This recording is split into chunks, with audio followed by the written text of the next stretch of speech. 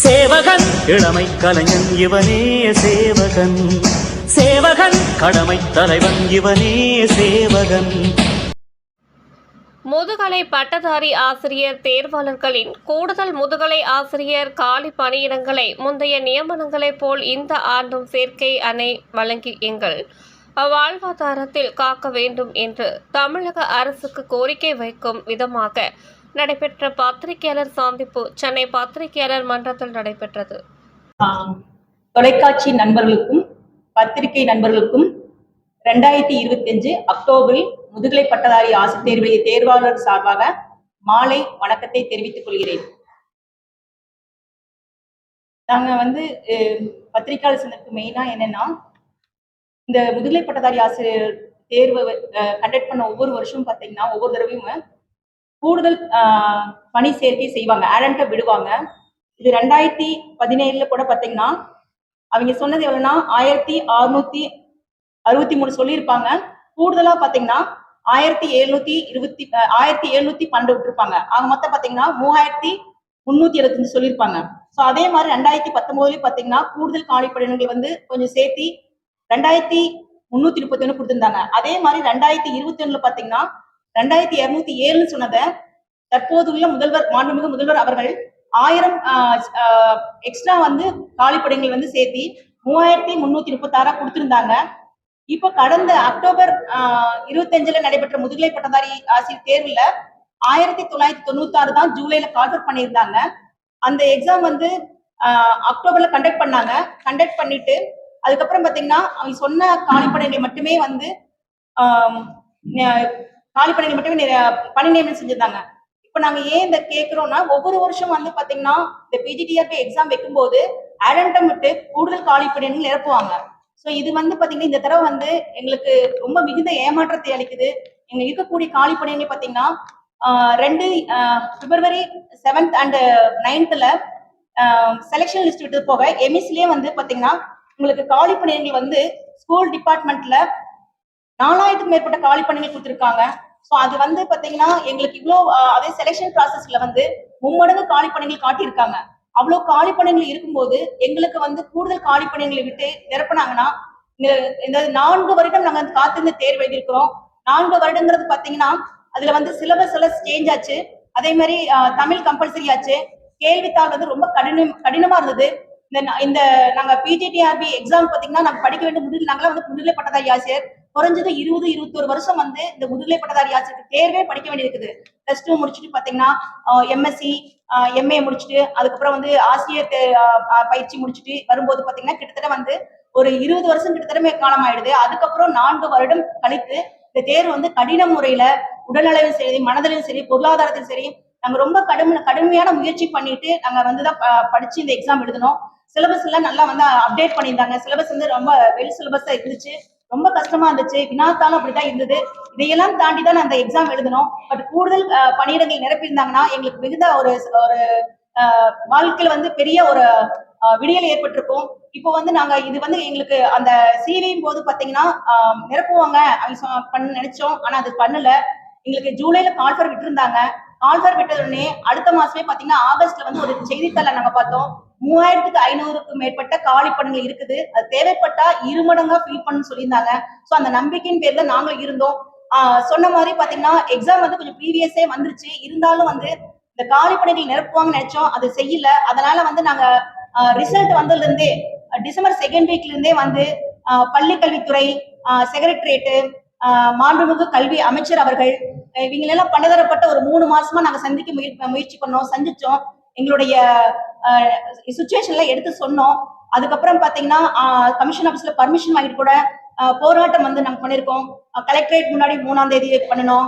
Rajaratnam stadium முன்னாடி 19ஆம் தேதி பண்ணோம். டிபி முன்னாடி பண்ணிருக்கோம். இப்படி பல்வேறுபட்ட போராட்டம் அமைதி முறையில மக்களுக்கு எந்த இடைஞ்சல் இல்லாம எங்களுடைய நிலைமையை எடுத்து சொல்லி பண்ணணும். ஏன்னா இதெல்லாம் பாத்தீங்கன்னா ஒரு 30 வயசு 40 வயசு 50 வயசு தாண்டியும் நாங்க படிக்கிற காலகட்டத்துல பாத்தீங்கன்னா எங்களுடைய ஆசிரியர்களை அந்த மாதிரி வரணும்னு ரோல் மாடல் நினைச்சுக்கிட்டு வந்தவங்க.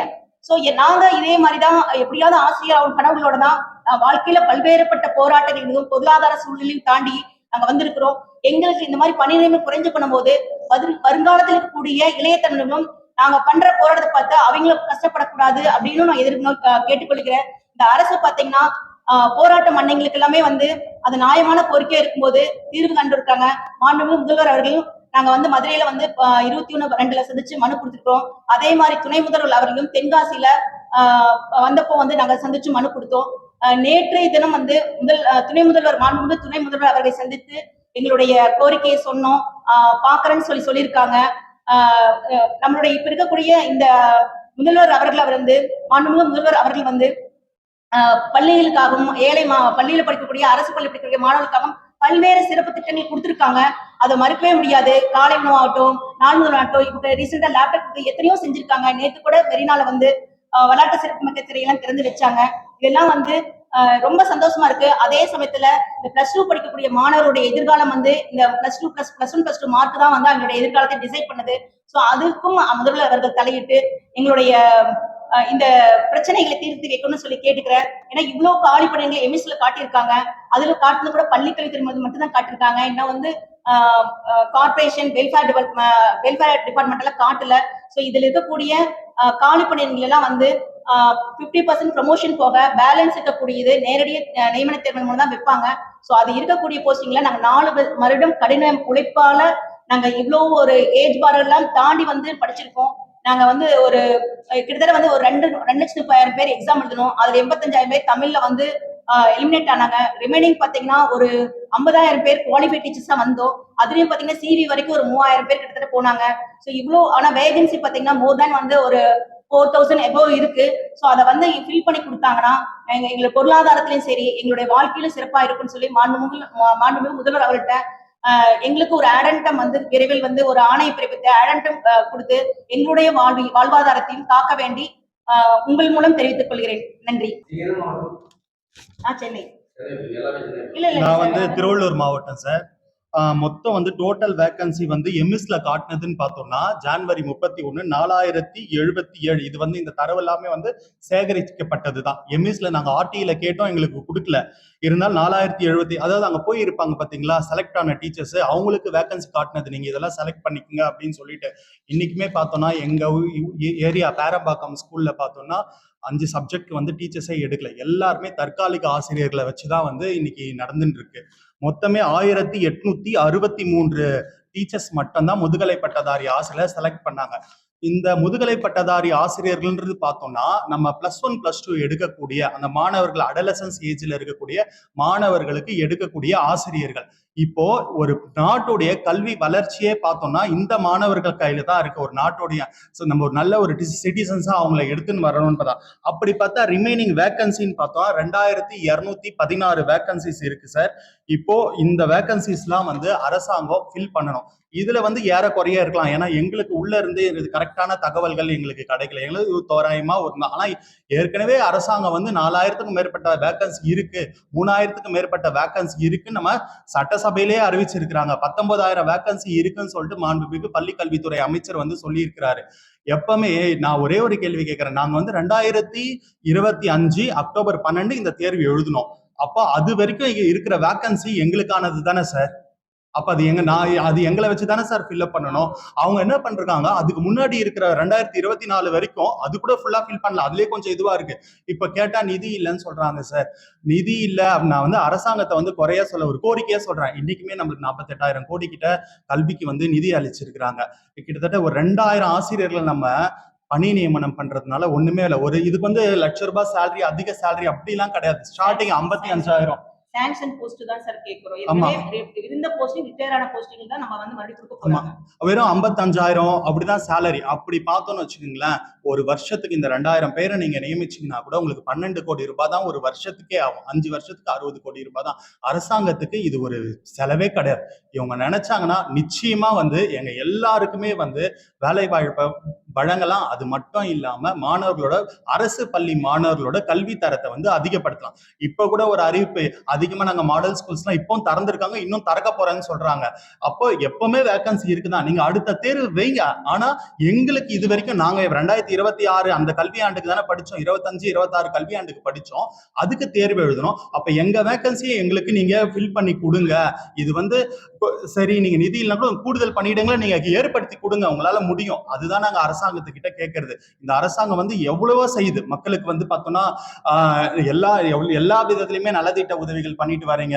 அதே போல எங்களுக்கும் நீங்க பார்த்தா தினமுமே ஒரு ஜியோ ரிலீஸ் ஆகுது. இப்ப பார்த்தோன்னா கடந்த ஒரு 10 நாட்களா பார்த்தா அந்த ஐஏஎஸ் ஆபீசர்ஸ்க்குலாம் வந்து கூடுதல் பணியிடங்களை நியமிச்சிருக்கிறீங்க. டிஎன்பிஎஸ்சியில கூடுதல் பணியிடங்களை இது பண்றீங்க. கௌரவ விரிவுரையாளர்கள் அப்படி இப்படின்னு சொல்லிட்டு எல்லாருக்குமே வந்து அதிகமா நியமிக்கும் போது நாங்க பிஜி டீச்சர்ஸ் எங்களுக்கு நாங்க வந்து கவன ஈர்ப்பு ஒரு போராட்டம் மாதிரி நாங்க ஏற்படுத்தணும். அதுவும் முன் அனுமதியோடு தான், அமைதி வழியா தான். எந்த விதத்திலையும் நாங்க வந்து அரசாங்கத்தை எதிர்த்தோ இது பண்ணியோ நாங்க குரல் கொடுக்கல, அமைதி போடுறோம். ஏன்னா we are all teachers. அதனால எங்களுக்கு தெரியும் நம்ம வந்து பொறுமையா அரசாங்கத்துக்கிட்ட கேட்கும், எறும்பூர கல்லு தேயும் சொல்லிட்டு நம்ம ஆசிரியர்கள் தமிழ்நாடு முழுவதும் நமது அமைச்சர் எங்க போறாரோ, நமது மாண்புமிகு கல்வி அமைச்சர் எங்க போனாலும் சரி, உதயநிதி ஸ்டாலின் ஐயா துணை முதலமைச்சர் ஐயா எங்க போனாலும் சரி, நம்ம அங்கெல்லாம் போய் நின்று எங்களோட கோரிக்கை மனுவில் ஒரு ஊர்லயும் நம்மளோட ஆசிரியர்கள் நாங்க கொடுத்துதான் வரோம். எங்களோட கோரிக்கை நிச்சயமா உங்களால நிறைவேற்ற முடியும். இப்போ இதுக்கு நம்ம இந்த தரவுகள் பார்த்தோம்னு வச்சுக்கோங்களேன், 2017 அறிவிச்சது 1663 போஸ்ட், ஆனா இன்க்ரீஸ் பண்ணது 1712 போட்டு 3375 வேகன்சி ஃபில் அப் பண்ணாங்க. 2019 2144 போஸ்ட் வந்து அறிவிச்சுட்டு அப்புறம் 187 போஸ்ட் இன்க்ரீஸ் பண்ணி 2331 போஸ்டிங் போட்டாங்க. இப்ப ரீசெண்டா 2021 நடந்தது சார், பிப்ரவரி மாசம். அதுல பார்த்தோம்னா 2207 வேகன்சிக்கு அறிவிச்சுட்டு 1030 போஸ்ட் இன்க்ரீஸ் பண்ணி 3037 பேர் போட்டிருக்காங்க. ஆனா 25ல 1996 போஸ்ட் மட்டும் தான் அறிவிச்சாங்க. ஆனா உண்மையிலேயே நிறைய வேகன்சி இருக்கு சார். இதை நீங்க கொஞ்சம் கன்சிடர் பண்ணி இந்த முறை அரசாங்கம் இது பண்ணாங்க. ஏன் இவ்வளவு கேட்கிறோம்னா, இதுக்கு முன்னாடி எல்லாம் பார்த்தா இந்த எக்ஸாம் 2 வருஷத்துக்கு ஒரு முறை 1.5 வருஷத்துக்கு ஒரு முறை நடந்துட்டு இருந்தது. ஆனா இப்ப வந்து கிட்டத்தட்ட 5 ஆண்டுகளா, பிப்ரவரி 2021க்கு அப்புறம் எப்ப நடந்தா 2025 அக்டோபர்ல நடந்தது. கிட்டத்தட்ட 5 வருஷம், 4.25 வருஷம் கிட்ட இவ்வளோ ஒரு கேப்புக்கு அப்புறம் தான் நடந்தது. அப்ப எல்லாரோட ஏஜ் ஃபேக்டரை பாருங்க சார். எத்தனை வருஷம் பிஎட் முடிச்சுட்டு எவ்வளவு டீச்சர்ஸ் வெளியே வராங்கன்னு பாருங்க. அவங்களுக்கு எல்லாமே கூட நம்ம வாய்ப்பு கொடுக்கணும் ஃபியூச்சர்ல. அப்ப இப்ப இருக்கிறவங்க வரைக்கும் இது நியாயமான கோரிக்கை தானே? நீங்களே சொல்லுங்களேன். அவங்க இந்த அளவுக்கு நாங்க சொல்றது வந்து நாங்க அதிகாரமாவா நீங்க வந்து அரசாங்கம் நீங்க வந்து கொடுத்துதான் ஆகணும், எங்களுக்கு பண்ணணும் அப்படின்லாம் கேட்கல. ஃபேக்டை நீங்க பாருங்க. மாணவர்கள் எத்தனை அரசு பள்ளியை நம்பி எத்தனை மாணவிகள் இருக்கிறாங்க. அந்த பசங்களுக்கு நியாயமான ஒரு நல்ல தரமான கல்வி கிடைக்கணும் அப்படின்றத இந்த அரசு எப்பவுமே கருத்துல கொண்டு செயல்பட்டு இருக்கு. அதை தான் நாங்க கேட்கறோம்.